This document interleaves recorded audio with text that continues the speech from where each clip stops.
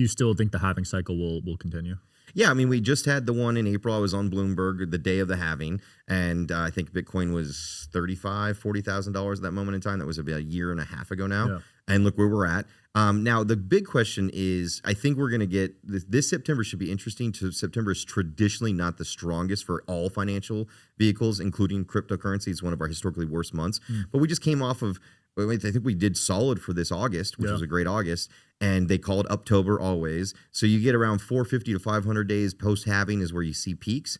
I think the conversation is, are we past the traditional cycle, and is there a potential for a super cycle?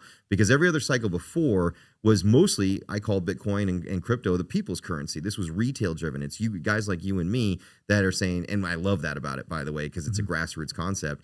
And now you got the institutions here. You've got billions. The fastest growing to 80 to 100 billion ETF ever was the IBIT ETF.